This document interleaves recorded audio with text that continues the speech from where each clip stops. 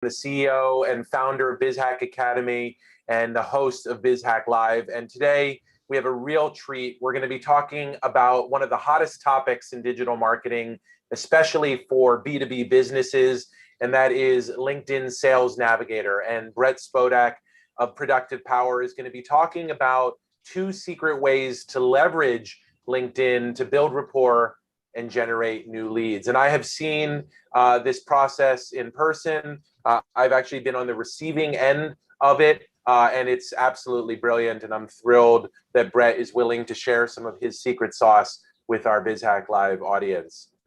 I wanted to acknowledge our Season 3 partners, the South Florida Integrated Marketing Association, the American Marketing Association of South Florida, Creation Station Business, CIC, and the Goldman Sachs 10,000 Small Business Program. We have an amazing set of speakers coming up over the next couple of weeks. On Wednesday, next Wednesday, we're going to be talking about customer acquisition through Google Ads. How do you get new customers through Google? We're going to be then talking about Google Analytics. And then we're wrapping up this season with Fortune 500 marketing techniques that any company can use. I want to welcome Brett Spodak, the CEO and founder of Productive Power, also a friend and mentor. I've really admired the way you've grown your business, the business that you're running, the integrity you bring, and frankly, the impacts that you've gotten for me as one of your clients. And I'm really happy to have you here and to share you with our community. I also know that you're a serial entrepreneur and someone who's started several businesses, and I know this one's going to be a huge success as well. Brett, welcome and thank you. Well, thank you, Dan. You're definitely an inspiration to us who are all trying to figure out this crazy marketing world we live in. And so I appreciate your mentorship as well and guidance, and certainly enjoyed participating in your program, as I know Shauna did as well. Sure. So I introduced myself earlier. I'm the CEO of Productive Power. I also want to introduce Shauna Spiller, who's our program coordinator here at Productive Power. And she is the one who helps me implement the 2 secrets you're about to learn today. And she also helps onboard folks here at Productive Power for our productivity coaching program.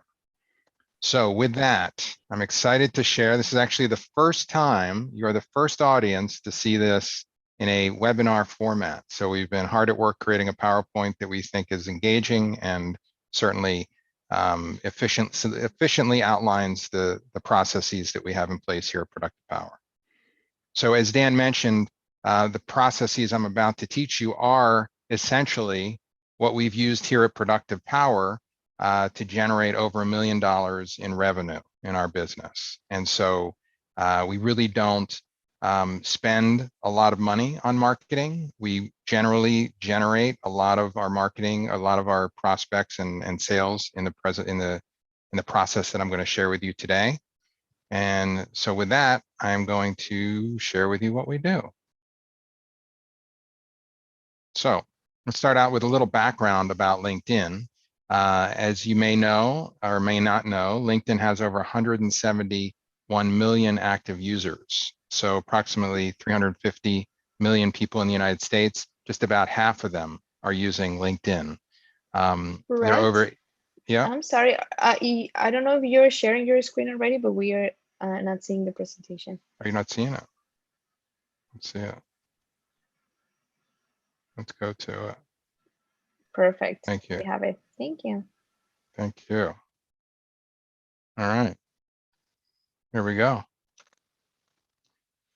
So as I mentioned, LinkedIn has over 171 million active users in the United States, representing about half of the population of the United States. There are over 85 million users with a college degree, and over 20 million are decision makers in their company, with 3 million C-level executives. So if you, as Dan mentioned, if you are in B2B and you're trying to reach decision makers, you're crazy not to leverage LinkedIn. LinkedIn is a gold mine of data that you can access. And if you know how to do it effectively, then you can use it tremendously to your advantage. For those of you that are using LinkedIn, I strongly suggest that you use Sales Navigator. So Sales Navigator is an upgrade. It's a premium add-on, and it does cost $80 a month, but it allows you to do two very important things for what I'm going to demonstrate today. Number one, it allows you to filter by additional specifications and criteria, such as geography, seniority level, company size, and longevity with the company, which are going to be essential to what I show you today. It also allows you to create lists and pull people in for certain with certain criteria. And so again, these are two essential pieces of functionality that will allow us to do what I'm going to show you today. All right, so let's start with secret number one, a very clever bonding technique, very clever bonding technique. So first I want to talk about bonding, right, which is an essential part of the sales process. And we all do bonding with every call. I mean, think about it. You get on a call with someone, you don't just go right into, hey, tell me what you do. Tell me what you do. You try to generate some rapport. You try to generate some bonding with the person. And what do most people go to?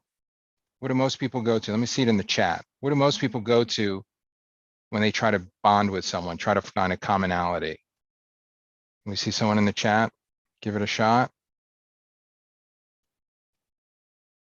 Come on, folks. What's the number one thing that people go to? Any guessers out there? Schools? Weather. Thank you, Alex. Weather. How's the weather, right? It doesn't matter if you have the same weather, although that's always nice, but we all experience weather, and that's a common bond that everybody goes after. So you can certainly do that, but my suggestion is that you go one step further and actually find a bond which is going to benefit you in terms of selling this particular person. And so, you know, when it comes to bonding, the other thing that we always look for is people we know in common, people we know in common. So think about it. You meet with someone, you find out they're in a certain industry, you start name dropping people that you know in that industry. Ideally, you name drop people who you've worked with, who are clients that you're comfortable sharing. And so what I'm going to show you today is a foolproof way of not only identifying people that they probably know, but also identifying people that are actually clients of yours as well.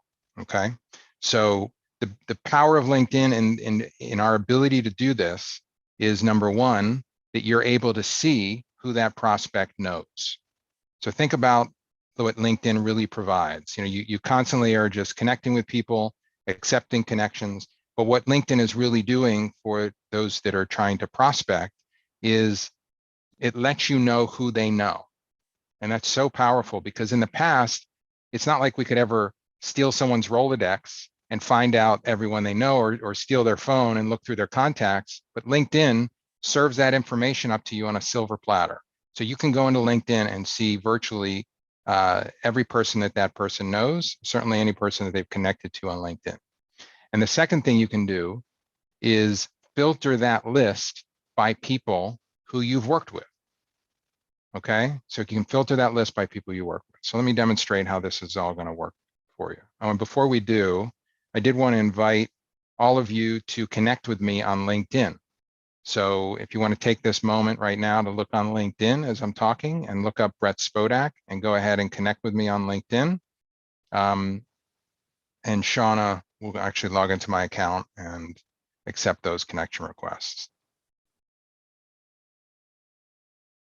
All right. So how does it work? Well, here's someone we all know in common, Mr. Dan Gretsch on LinkedIn. And as you can see, Dan has over 500 connections, and he and I share 105 connections. So let's say that I'm about to meet with Dan for the first time. I'm about to meet with Dan for the first time. And I go in and I see that he has 500 connections. Now, the first thing that I'm going to want to do is connect with him before I meet. A lot of people say, should I connect with someone before the meeting, after the meeting? 100% connect with that person before the meeting. Okay, so you schedule a meeting on the calendar. Your next step should be to connect with them on LinkedIn. Because what this allows you to do, if they've allowed this permission, is to view their first degree connections. So you can go ahead and click on that 500 plus connections. and see everyone that Dan knows. Now, in this case, out of the 500 people that Dan knows, I was able to find one, Melissa Krinsman, who we both know, who is actually a client of Productive Power. So if you notice, here she is on the right-hand side, belonging to one list. I've gone through and used LinkedIn Sales Navigator to tag everyone who's a client of Productive Power. And so I'm now filtering on Dan's connections by, if you notice, participants 1 and participants 2 on the left-hand side. I'm filtering his connections by that, which are all of our clients. The reason I have 2 lists is because I've maxed out the limitations of the first list. The LinkedIn only allows you to have 1,000 people on any given list. And we have over 1,000 participants who have gone through our training program. And so we created a second list where we're building out, adding all the people who have been through our program there. So naturally I get on the phone with Dan and I say, hey, Dan, I was looking through LinkedIn, and he thinks I must be combing through his 5,000 connections that Dan probably has on LinkedIn. But really I did a quick filter and I found the one person we have in common. So I was looking through LinkedIn, I noticed that you know Melissa Krinsman. How do you know Melissa? And then he shares with me how he knows Melissa. Oh, Melissa's great. She's a client of ours, and she's really happy with the service. And so there we have a bond, but it does mutual benefit of making him feel comfortable with me because we know someone in common, but also giving him a built-in testimonial, somebody who he can call, who he trusts. So if he becomes interested in our service, then he's going to check with Melissa and ask her what she thought about the program. Okay, so very powerful way. I've even taken this, so 2 quick stories. One time I was at a Chamber of Commerce events and I sat down at a dinner table with a gentleman who worked at a local law firm, Greenberg Traurig. And as he was talking to me and then turned to the person, he was talking to me first and I found out he was at Greenberg Traurig. Then he turns over and talks to the person on his right-hand side. I actually took out my phone and I went to the LinkedIn Sales Navigator app and I filtered his connections by my 2 lists, and I saw one person that we had in common. And so I noticed that that person used to work at Greenberg Traurig. So when he turned back around, I said, hey, I know one of our clients used to work at Greenberg Traurig. Do you know so-and-so? And he goes, sure, I know him. Oh, he's a good friend of mine, and that again gave us a quick bonding moment. But I can't tell you how many people that I talk to when I go through this process. Let me show you. If I did this for Melissa, if I clicked on her connections, I would get 12 clients who she knows who are clients of Productive Power. And so Dan is obviously one of them, but so is Howard and Gabriel, as well as 9 other people. And so another situation that comes up time and time again is that as I list out the 12 people that she knows that have gone through our program, one of them is bound to be a relative. One time I had someone say, oh, is my brother-in-law or a friend from college or their best friend. And so I oftentimes invite them to actually text that person while we're on the call. So think about how powerful that is. I name drop, right? I'd say, hey, do you know Dan? Oh my God, Dan and I go way back. Text Dan right now and see what he thought about Productive Power. And sure enough, that person will text that person, and in the next couple of minutes, that person responds with a glowing testimonial right in the middle of a sales call. So a very powerful way to leverage LinkedIn to bond with your clients. So there was a quick question just about yeah. How to make lists. Is that something that you're going to cover? Or? I can show on. So basically what you do is you click on the saved button in LinkedIn Sales Navigator. There's always a save button in the top right-hand corner, and then you'll see a drop down of lists, and you can then add your own list, your customized list, and then select that from the drop down. This is a pre-planned PowerPoint, so I don't have that particular slide up, but that's how you would add people to a list. So if you notice, Dan belongs to one list down here, which if I hovered over this in LinkedIn, would show that he's part of participants 1 or participants 2, depending on when we added him to our lists in LinkedIn. Perfect. Okay. And there was a question about whether you can tag people, and you can no longer tag people in Sales Navigator. That's right. They replace tags with lists. They had both, and then they basically decommissioned that functionality and took it away. Okay. Any other questions about how we leverage LinkedIn to bond with our prospects? Okay, fantastic.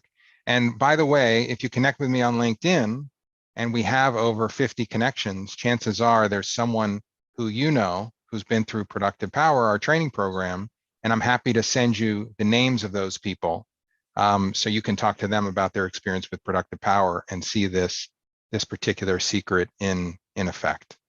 Okay. So a question from Alice Morrison. So you made a list of people who are your clients. That's right. So basically, any person who goes through Productive Power, our CRM sends out a notification to the entire sales team with a link to that person's LinkedIn profile, so that everybody, all the salespeople in our organization, can click on that link and add that person to their own participants list, so that we can see them. Now, I want to bring up that if you have a single user LinkedIn account, each person in your company has to create their own lists within Sales Navigator. If you have the team version, you can create a shared list that you all can use. But that's a bit more expensive, and we just found that creating our own private list and our own private account was more cost effective. All right. Any other questions? All right, let's move on to the second secret. How do we generate leads? How do we generate leads? So this is a little bit more of a mouthful. This is a bit of a process, and I'm going to go through it as quickly as I can. But hold on to your seats, because there's a lot going on here, and you really have to pay full attention to what I'm saying, or you're going to quickly get lost. So that's all to say. Give me your undivided attention. Try not to multitask, because you might just miss some key components of this process. So how do we generate leads at Productive Power? This really stemmed from something that happened organically at the company. I was actually traveling to Chicago, and I ran into one of the managing partners of a local law firm that that I knew was a raving fan of Productive Power. He had said that our program changed his life. He had put all of the attorneys in his law firm through our training program, and I knew that he would just about do anything for me if it meant helping another person he knows go through our program.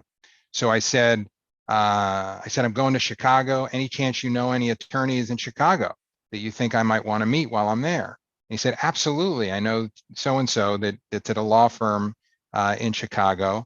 Happy to have you use my name, he said. And I thought at first, oh, this guy's not going to send an email introducing us. He just says I can use a name, but I went with it. I wasn't going to ask him to do anything he wasn't comfortable doing. So he gave me the name of the attorney, and I found that attorney's name on LinkedIn. I then found his email. I went to the law firm's webpage, and I found his email, and I just reached out to him. As a courtesy, I CC'd the attorney, and I said, this particular attorney suggested I reach out, thought you would be interested in what we do. And I told him a little about what we do. And I said, I'm going to be in Chicago. I'd love to set up a meeting if you're interested. And I CC'd him on that email as a courtesy. Well, guess what? He replied to both of us with a glowing testimonial about the impact that Productive Power had had on him and his team. And sure enough, in all of 2 minutes, the guy responded and say, sure, Brett, I'd be happy to meet with you. And I thought to myself, this is amazing. This is amazing. This all happened organically. What if I was able to harness this process and create a whole system around doing this for me and my team? This could be a way that we generate lots of leads from LinkedIn. So, and actually we barely even used LinkedIn at that point, but when I saw the power of LinkedIn, I thought to myself, LinkedIn would be really helpful in doing what essentially he and I just did. So first of all, there are a couple caveats to this, or a couple requirements for this to work. Number one, for this to be successful, you need to have raving fans. Okay, so if you ask yourself, is there anybody that I've worked with that I would consider a raving fan who is already recommending people use your services. If you can't think of anyone who does that, then you need to reconsider what services you offer to people, because you really need to make sure that your particular services wow people, or it's going to be very hard to be successful in this world, because so many businesses are made on positive referrals that you really need to make sure that the people that have used your services are walking around talking about what you do. So first step is make sure that the service you're providing generates raving fans. That's essential to growing any business. The second thing you need to know is that LinkedIn allows you to see who your raving fans know. So in this point where I just asked him if he knows anyone in Chicago, it'd be much more powerful to me to say, you know, and I noticed that you know so-and-so and so-and-so, or these particular people that you know, which one of them would you feel comfortable introducing me to? And finally, that you can filter on their connections by specific criteria. This helps you curate a list of people that you would like to meet so that they can tell you who on that list you actually know. So if you didn't catch all the nuances of that, don't worry. We're going to go through step by step how it all works, and it's going to start making sense in terms of what we do. Okay. All right. So this process all begins with what we call the feedback call. So if you aren't doing this already, I suggest you implement this in your sales process. And you start with a prospect, you convert them to a client, and then you want to make sure that that client is satisfied with your service. So build into your process a feedback call, a call specifically designated, designed to give you feedback on their experience. Okay. So in our program, people work with coaches to better their use of technology. And so at the end of that, we ask them to participate in a feedback call because we want to hear how their experience went with our program. So 5 to 10 questions are best. But keep in mind that this serves a couple of purposes. Number one, it provides a checks and balances. So if they didn't have a good experience, it gives us a way to make sure that we fix whatever problem might have arisen for that person with their experience with our program. It also gives us great feedback on what's working, what's not working. So these questions are designed to give us that feedback. It's also designed to give us statistical data. So we ask things like, how much time did you save per day as a result of going through our program? Okay. Or have you recommended productive power to a friend or colleague? Those kind of questions. So we're very proud to say, based on the data that we collect in these calls, we know that on average, people save 65 minutes per day as a result of going through our training. 65 minutes per day. So that's an incredible statistic to be able to share with people in the prospecting call, in a sales call. And we get that all from our feedback calls, as well as we know that 70% of people that go through our program recommend productive power to a friend or colleague. So 2 very important data points that I'm able to share in a sales deck when I go through people, when I do presentations. But most importantly, what it provides is an opportunity to identify people who are raving fans and ask them to help spread the word about what we do. So a key component, there's really 3 great things we do in this call: get the checks and balances, get the statistical data, but then also we identify people who answered yes to specific questions that tell us that they're a raving fan. And we can even tell, you can tell on the call when they, one of the first things they say is, "This changed my life." We get that all the time in Productive Power. People go through our program, they say, "My God, this changed our life." I know, Dan, you get the same thing. I've been on your calls where people talk about that. You know who your raving fans are. Sometimes they become teary-eyed because they had such a moving experience. And so you immediately know who those people are. And then you're going to ask them to help you spread the word about what you do. Dan, how are we doing on time, by the way? We're doing great. You just keep presenting. I know we started a few minutes late, so we can run a few minutes late if necessary, but you're doing great. Perfect. Cheryl Cattell is a raving fan. Thank you, Cheryl, for that shout out. I appreciate it. You are a raving fan. So invite participation to the Raving Fan program. Okay, so the question is, you're on a call. Step 2 of this process is you're on that feedback call, and you recognize that this is somebody who you probably want to invite to be a raving fan and to help you spread the word about what you do. So how do you, this is the hardest part, how do you then ask them to participate in this process in a way that makes them feel really good and not just feel like somebody who's, helping you promote your own service? And so first of all, you have to screen the people, and you have to ask your clients a specific question that lets you know whether or not they're even interested in participating. So I asked them straight out, do you consider yourself a raving fan? Now, I know the answer to that. They already told me that they're, that they have a life-changing experience, that they save 2 or 3 hours a day, that they're already telling people about the service. I can tell by the way they're talking about it, they're raving fans. So, there's a great book called Getting to Yes that says you want to ask questions that people say yes to during your sales call. And so I know the answer to the first question. Do you consider yourself a raving fan? And they say, of course I do, absolutely. And I say, would you like to hear more about our raving fan program? Well, sure. Who wouldn't like to hear more about a program that clearly has their label in that program? So you're going to get the yes to the first 2 questions. So they say, tell me more about this program. So I say, well, this is for people who meet the following criteria. So you use the word criteria because you're setting up that they're applying to be one of your raving fans, to be into this program.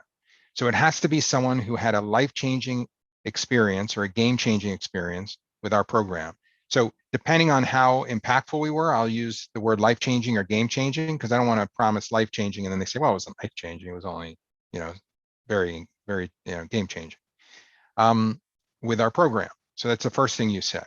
Second is someone who's already telling other people about our service. Well, you already know the answer to that question because you asked them in the feedback call, are you recommending Productive Power to a friend or colleague? And then finally, someone who would like to help us spread the word about our service if it was a really efficient process. Because naturally, anytime you ask someone to be a part of something in their head, they're thinking about how much time is this going to take me, right? Think about any time someone's invited you to do something, you think to yourself, well, I don't have a lot of time to dedicate to that. So you might be reluctant to participate. So we tell them straight out, we're looking for people that meet these criteria. Do you meet them? And they go, of course I do. Absolutely. Love to hear more about this raving fan program. Okay, so at this point, they're just curious. They meet the bill. They've said yes 5 times, and they're ready to hear more about the raving fan program. So this is the most difficult part of this process. And believe me, I've done it. I've done it 100 times. And so only by doing it will you eventually perfect it. But like any sales process, you have to talk about the benefits first. You can't just go into, well, we're going to use LinkedIn and we're going to cultivate, we're going to screen out by list and we're going to identify people and we're going to reach out to them, It would turn people off. So you have to talk about the benefits, why they would want to do it first, and then you can talk about how it works. So the benefits are 3 things. They can be a resource to others. So they got a great benefit from our program and they can share it with other people and get the rewards of knowing that someone that they care about, someone that they know, gives them credit for recommending them to a really good resource. Number 2, they will receive something free that they value, right? So the benefits are you're going to get a free session with your coach. So they went through 8 sessions with one of our coaches. They had this life-changing experience. Sometimes they even tell me that they're going to buy additional sessions on the feedback call. Well, guess what? You're going to get a free session with one of our coaches. And they go, oh my God, that's great. I'd love a free session with a coach. And finally, I promise that they'll learn how to leverage LinkedIn to generate leads. So I really only say the third one if they're in business development or sales, because most people wouldn't care about doing that. I mean, sometimes recruiters, people that are trying to find people to fill positions, would find it beneficial. But for the most part, I save the third one only for people in sales or business development. But the first 2 are enough for most people. Absolutely. They're already telling other people because they want to be a resource and they'd love a free session with a coach. So now they're hooked, right? They've said yes now 7 times. They'd like all these, they are all these, and now they want to know how it works. Now there's a tendency when you get to this part to want to go on and explain the whole process. The problem with that is the more they hear you drag on and on talking about this process I'm about to show you, the less likely they're going to want to do it because it's going to sound like a lot of work. And it's going to sound like you're working too hard to try to convince them to do it. So what's key here is to keep it short. Keep it short, simple, and make it seem like it's not a big deal. Okay, because it really isn't. So you're going to spend about 10 minutes with me looking through LinkedIn to find people you know who you think would benefit from a service. And then I'm going to reach out to them and use your name to try and get a meeting. That's it. Seems simple. I just said the word 10 minutes. It sounds like it's 10 minutes. It's really not. It's going to be about 30. But the part where we look on LinkedIn is going to only take about 10 minutes. Okay. They've said yes 7 times. You say this 9 times out of 10. The person says, absolutely, sounds interesting. I can't wait to see what you do. You've already taught me so much. Now you're going to teach me how to leverage LinkedIn. I'm in. When can we schedule it? And we schedule a 1-hour outreach call, we call it, to do the process I'm about to show you. Any questions so far? All right, let's keep rolling. So the outreach call, how do we leverage LinkedIn to do the process that I did with the attorney in Chicago? How do we leverage LinkedIn to effectively meet their connections? So it's a couple steps. So the first thing you need to do is make sure you're connected with a client on LinkedIn. Okay, that's step 1. Step 2 is you have to filter their connections to find prospects you would like to meet. Step 3 is you want to work through the list efficiently by asking your client to simply say the names as you move through the list. You want to add prospects to a lead list in LinkedIn. And finally, you want to export that list using Wizza or an alternative email scraping platform. So let me walk through what it looks like. So I get Dan on the phone, and he's one of our, and we actually did this with Dan. He's one of our Raving fans. And we clicked on his 500 connections on LinkedIn. And you get this page where you can filter the search. Now, it says on the right there, apply your sales preferences. So you can actually save what I'm about to show you. But I go through and identify the geography where it says add locations as the United States. And then I go through, and once you do it and hit apply, you get this screen. So this is better to show you all the things I selected. I select a company headcount of at least 50 employees. I select the seniority level, CXO down to VP. And then I want people who have been with their company at least a year, because those people have some influence at their company. You know, a lot of times if they've only been there less than a year, they'll say, well, I just got here. I don't know who's going to listen to what I have to say. But if they've been there at least a year, you know, they've got some influence. So this allows you to filter down a couple thousand connections to maybe a couple hundred. But these are people that I want to meet. Now, this may not be your criteria. So you may have different criteria that you want to meet. But for most of us looking for decent sized businesses with decision makers, these are pretty standard that you want to filter on. So you can save these, apply to your sales preferences, and click one button, and all of them will populate the filter. So now we're down to, let me see, how many? 289 that came up when we did it with Dan. 300 is a good number. It doesn't take too long to go through those. And then what you do is you go through and you say, Dan, this is exactly what I say. We're about to go through this list. Please identify anyone who you know well enough that you would say this is a good candidate for productive power. And also, you know well enough that if we used your name, they'd probably take a meeting. That's it. So Dan's starting to think of, he's looking down the list, who do I know really well? Who are my friends? Who are people who respect me? Who are people that if you use their name, they're going to connect? And I say to Dan, you know what, I'm going to page through this list. So we use page down as we go through the LinkedIn names. And we ask Dan simply to say the person's name or say next, because you want to keep it efficient. You want to be able to fly through all these names because it's going to be about 11 or 12 pages, and you don't want to have it take too long. I can't tell you how many people start giving me the whole story of how they know each person and they went to college, and they give why they think he would be interested in, and you have to politely just say, you know what, well, it's going to take more than 10 minutes. If you it's one of those sensitive things. You want to be polite about how you ask them to just say the person's name or say next. So here we go and check the boxes for the people that meet that Dan thinks would be good prospects for us. And then we add them to a list. It's that simple. You add them to a list, you create a new list with that person's name, you add these people to a list. At the end of it, you'll have a list of all the people that Dan recommended that you reach out to. You can show Dan the finished list at the end. He can look down. Typically, we get around 30 names when we do this. So think about that. We've now efficiently, in 10 minutes, had them identify 30 people who they know well enough that they would feel comfortable having us reach out to. A lot of people use LinkedIn by first identifying people that they want to meet and then going backwards and seeing who they know, who might know that person. And then they reach out and that person doesn't even know that person well. Think about the time wasted.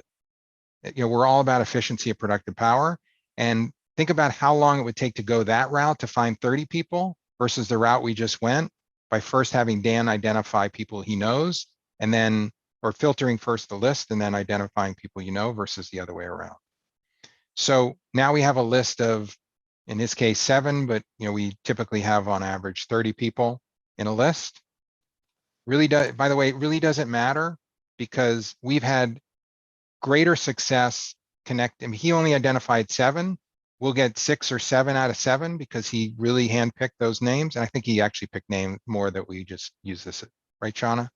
This is just what you created for the presentation. Yes, that's correct. Mm-hmm. Yeah. So Dan, so you don't think poorly on Dan, he actually recommended 30 to 40 people.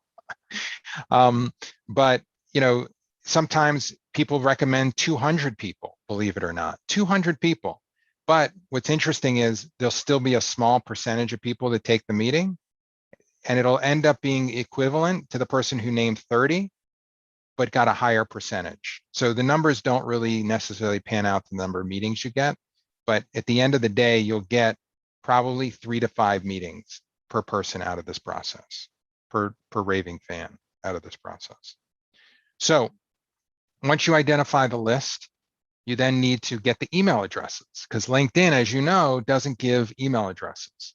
All LinkedIn does is give you some basic contact information, and sometimes it gives you personal email addresses, but it doesn't give you a very easy way of getting people's email addresses. So we found a couple products that help you get email addresses. Wiza is the one that we found to be most cost effective, and they charge 15% per, or 15 cents per valid email. So check out wiza.co if you want to see what theirs. They have a plugin to LinkedIn, but really all we do is, actually we do use the plugin, don't we, Shauna?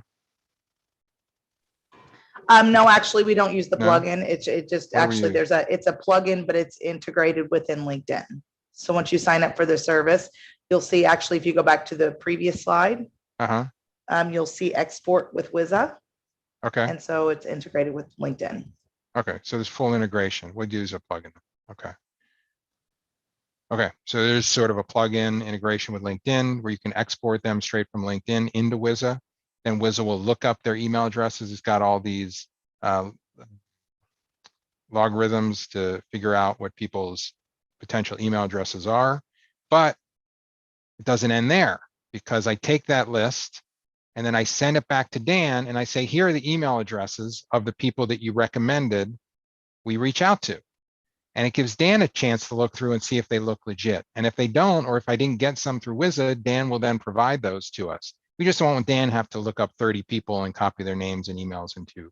Remember, you're already asking a lot of your Raving fans, you want to minimize the amount of work you ask them to do. So you have Dan kind of scan the list and kind of review it for accuracy. And once he says, looks good, you say, great, thank you very much. Here's that step, review leads and write testimonial. Okay, so you export them to Wiza. And then you got to think ahead here because you're about to reach out to these people. And remember, you're going to CC Dan. You want to help Dan again, you want to save him time. So based on the feedback call, here's a fourth reason you get the feedback call, is you want to take the verbiage he used to describe the program in that testimonial that you give Dan. Okay, so you're going to give Dan a sample template email, sample testimonial draft, if you will, of what you think his testimonial might look like to save him the trouble of writing it, and then let him kind of customize it to his desire. Okay. So you're going to ask him to review the list, and then you're going to ask him to review the testimonial to make sure he's comfortable with it. Once he gives you the okay, and he says, I'm ready to go, you need to then send out the emails. Okay. You need to send out their emails. And so to do a lot of what we're talking about, we use various tools. I'm going to send a link. Let me see real quick.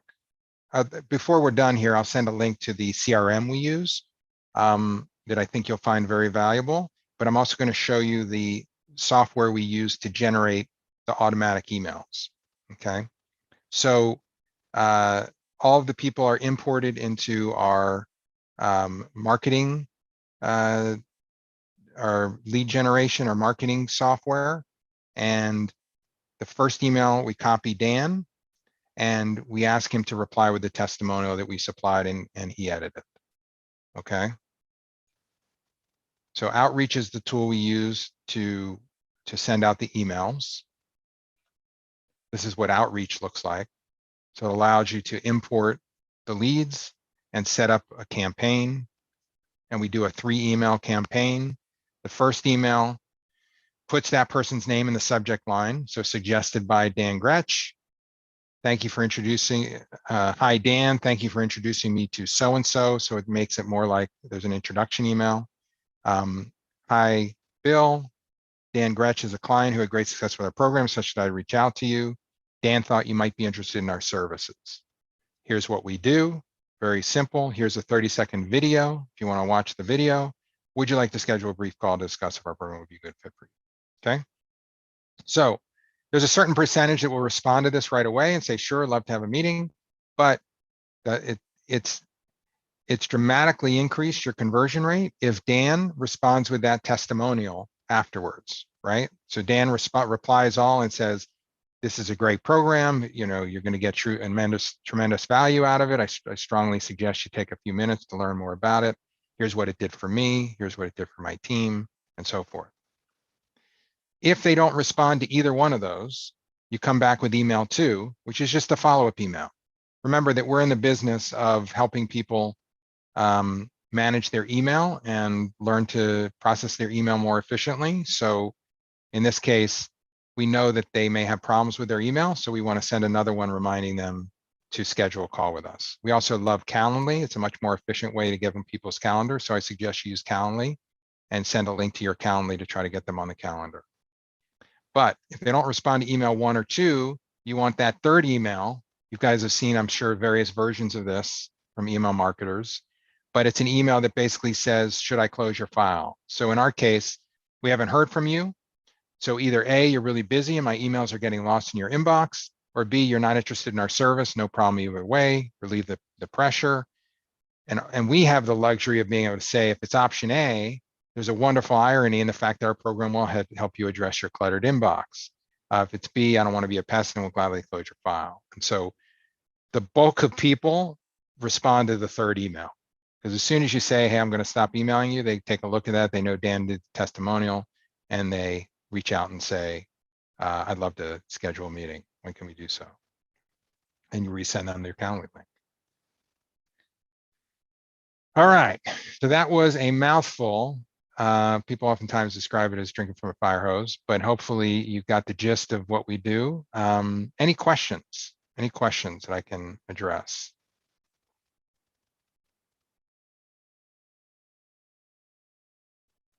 Feel free to type them in the chat.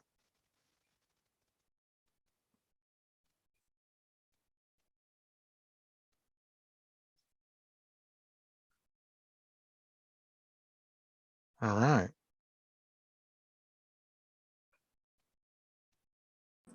So what I found really powerful about this is it's really just like a referral program on steroids. It's a way to make it easier. You're using LinkedIn as almost like a mnemonic device where you're saying, if I just said to you, hey, Brett, who do you think would benefit from BizHack? You would probably think of 1 or 2 people. But if I said, hey, Brett, I look through your LinkedIn's, and these are the types of folks that would benefit from BizHack. Yes or no, do you agree? You're going to get 30. And so it's essentially the same desire to refer. You're giving them a mnemonic device, leveraging their LinkedIn to make it easier for them to give you more names. It also is systematic versus sort of the way many folks go for referrals, which is more catch as catch can. So you're really increasing the likelihood that they're going to give you referrals at all, and then doing it in a systematic way that's efficient for them, but it's going to get you a lot more referrals than you would if you just asked them. 100%. Could you talk about how this has impacted your business and just like some concrete numbers in terms of how you've been able to grow as a result? Sure. So someone just asked to learn more about the Productive Power program. So I just included my Calendly link. If anybody on the call would like to learn more about Productive Power, feel free to schedule time with me directly on my calendar. And just another way that you can leverage technology to really efficiently manage the processes in your business. So if you're not using Calendly, I strongly suggest it. Microsoft 365, if you're using that, does have something called bookings, which you can use as well, which is part of the suite of services. So in terms of how has this impacted my business, it's virtually been responsible for our growth. So we haven't done much. You know, Dan was kind of the first thing we did to open our eyes to the power of social marketing and Facebook ads and that sort of thing.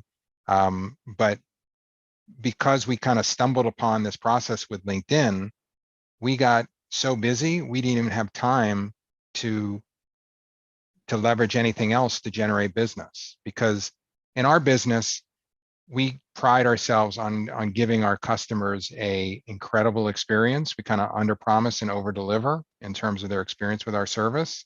And so we knew we had all these raving fans going around, and that most people are not looking for what we do. Most people don't wake up one day and say, man, I wish I could find a technology consultant to help me work smarter, to help me leverage my technology in a more efficient way. And so we knew that if that wasn't the case, if people weren't going to Google and typing in technology consultant, then we needed to figure a way to communicate to the world what we do. And the best people to help us do that are people who think our program is amazing. And so it kind of it kind of grew organically from something that was already happening. But we just, as your point, Dan, we used LinkedIn to kind of put it on steroids, and it virtually has been responsible for our success. I mean, to the point where right now we have 5 full-time coaches that provide training around digital tools, and we have 100 time slots, and we only have 10 left for the month of June. So we're booking out 2 and 3 months, and we need to hire another coach. We're also hiring another salesperson because we know that we have proven processes in place. I mean, scale is all about having proven processes that you can hire additional people and know that they'll be successful. And so, you know, we know that this process works, so we know that we can hire a salesperson, and if they leverage this process, it will help grow their book of business as well as their lead pipeline.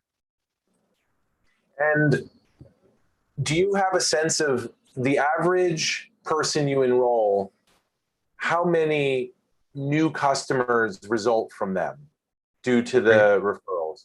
Great question.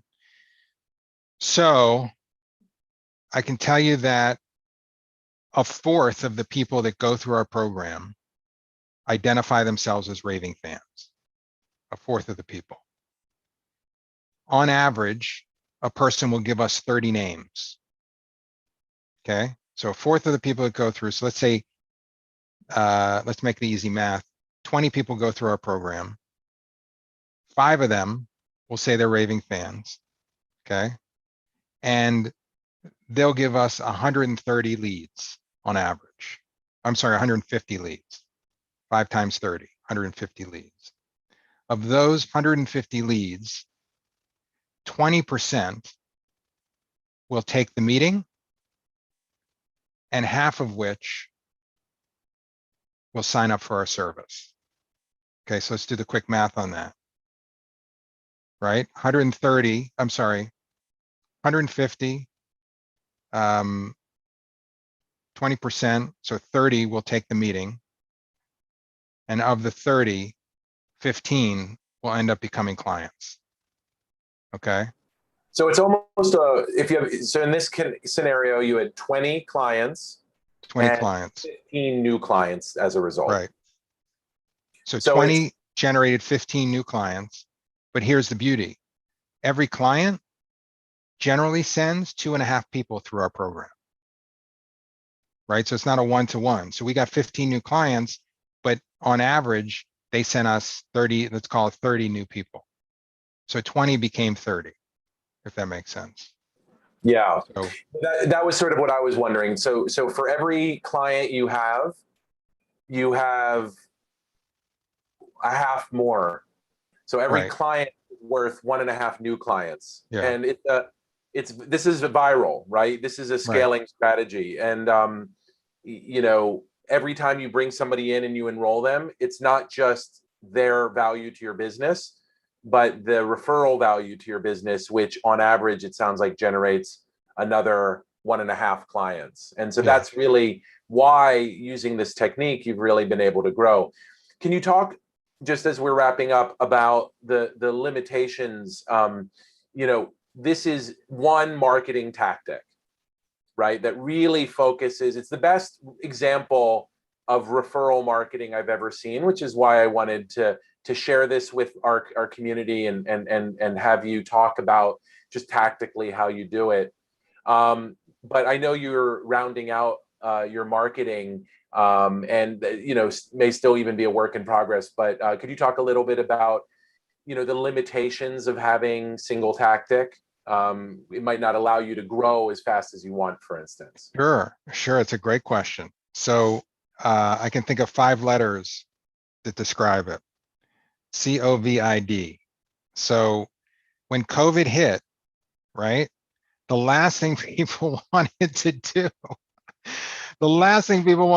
was help spread the word about productive power. They were worried about their own businesses. They were worried about, you know, whether they're going to catch the virus. And it felt really uncomfortable to ask them to spend some time helping us spread the word about productive power for about 2 months there. And so we were really scrambling because we thought, oh my God, our lead pipeline just basically went dry because we were all in on this one particular tactic. And had we had a robust, you know, Facebook strategy, we would have been able to find the people out there that are still looking for a service, that are doing fine within COVID and so forth. And so on one hand,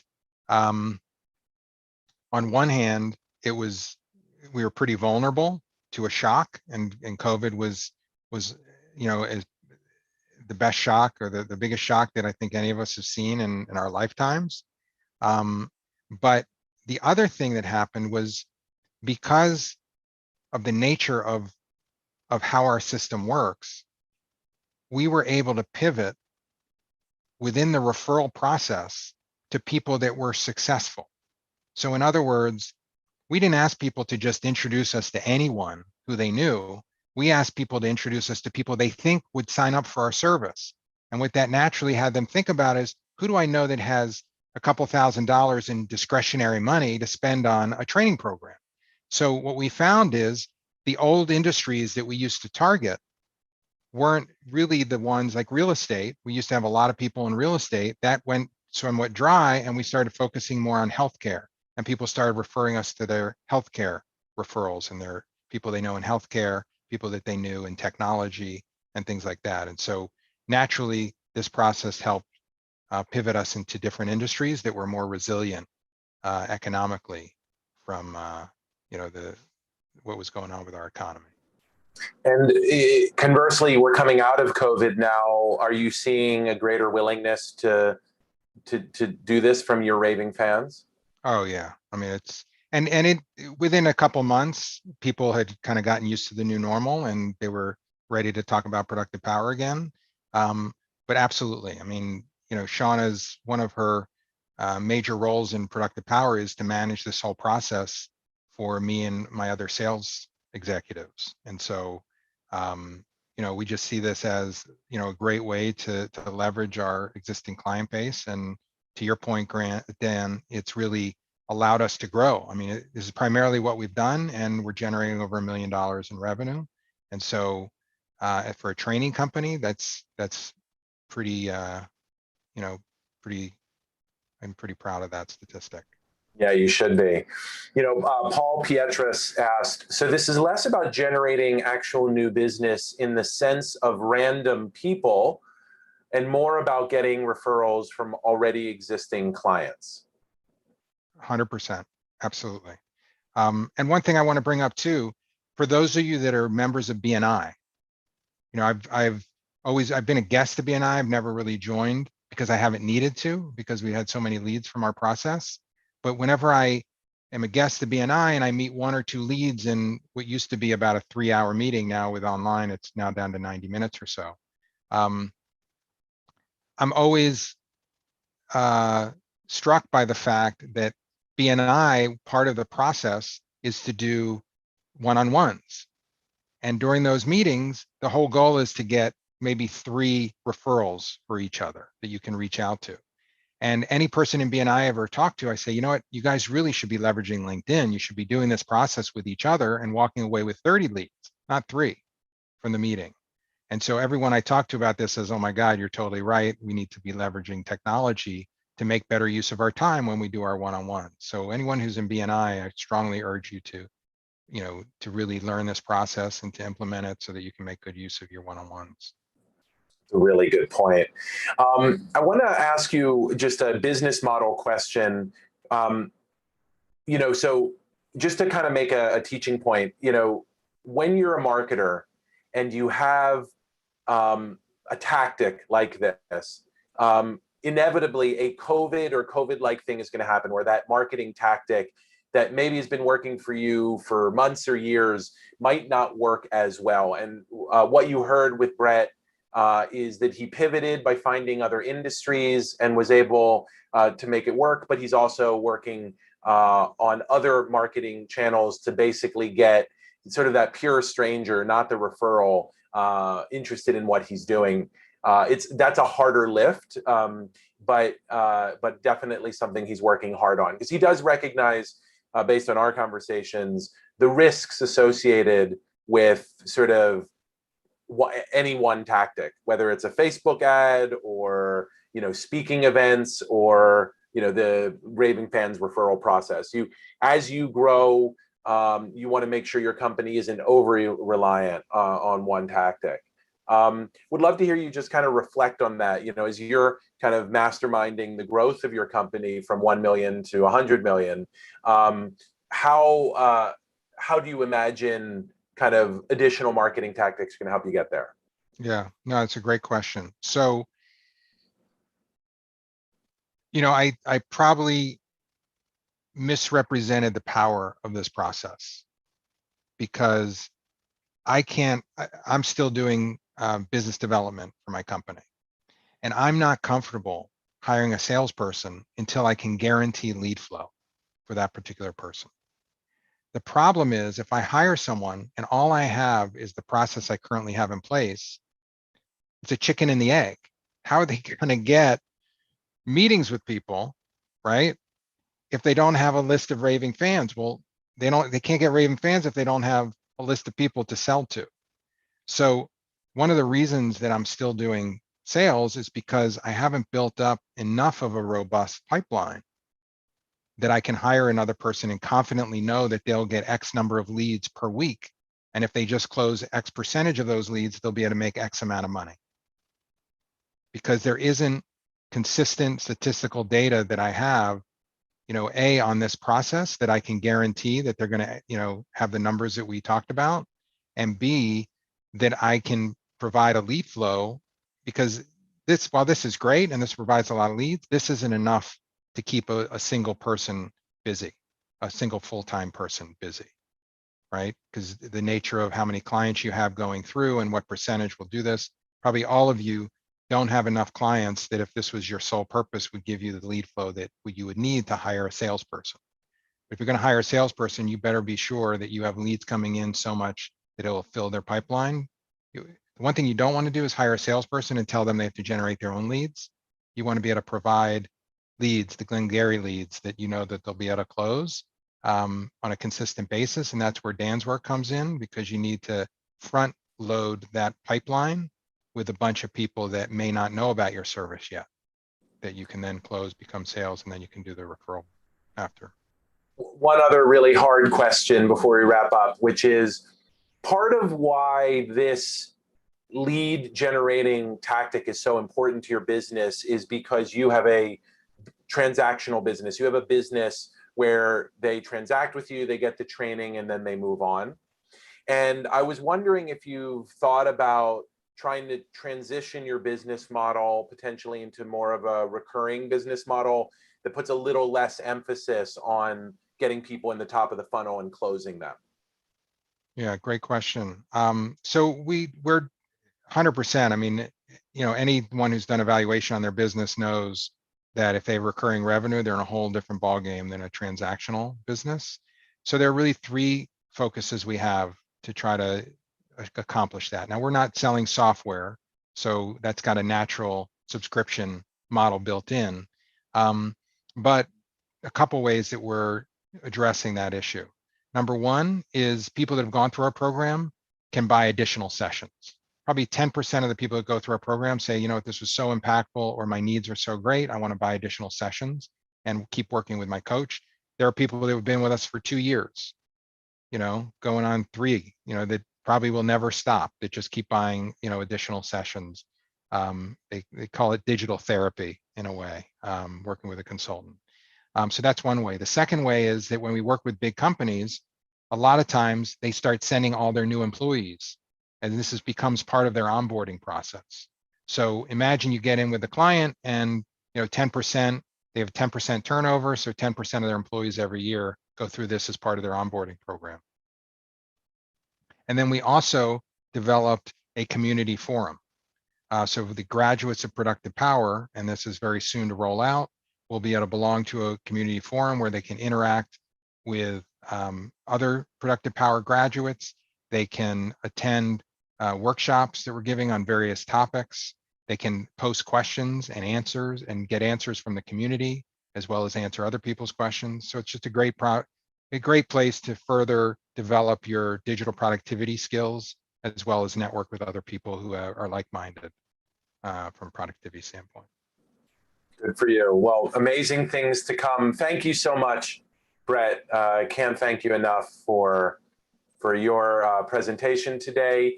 You know, BizHack, one of the great accomplishments that we've had over the last 7 years that we've been teaching digital marketing is what we call the lead building system. This is what we focus on in our accelerated program and in all of our training: the foundation, which is your business story, the 6 pillars, and then the 9-step process for implementing them. And you can see the power today in Brett having a systematic process and then a step-by-step way of implementing it through a combination of you know, human to human and technology. We have our next course session coming up. It's a 7-week program to train you on that. So if you know of anyone who might benefit from it, we would love to hear them. We're going to be wrapping up season 3 over the next couple of weeks. We're going to be talking about Google Ads and how to find new customers next week with the amazing Jeff Cooper of Saltbox. We're then going to be talking about Google Analytics, an essential tool for any marketer. And then finally, we're going to be talking about 3 Fortune 500 marketing techniques that small businesses can use. I hope that the techniques that Jessica shares are half as useful as the technique that you shared today, Brett. Thank you so much for that.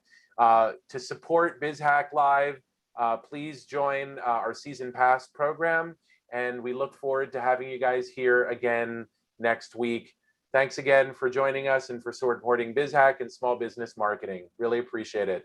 And thanks to you, Brett and Shauna, for a great session. My pleasure. Thank you, Dan. Absolutely. And Paul and Rakesh, Ruthann, great to see you here. Cheryl, our resident LinkedIn expert, Stephanie and Teresa, Alice Morrison, one of my mentors, great to have you here. Audrey, my cousin, Bo Taylor, Carol Heller, a BizHack alumnus, Dittmer, Emma, Eric Sherman, Grace, James, Kim Freed. Hadn't seen you in a while. It's great to have you here. Michael Wallach, Mohammed, Natasha, Paula. Thank you guys all for coming today and for being part of BizHack Live. We'll see you soon. Thank you, everyone. Bye.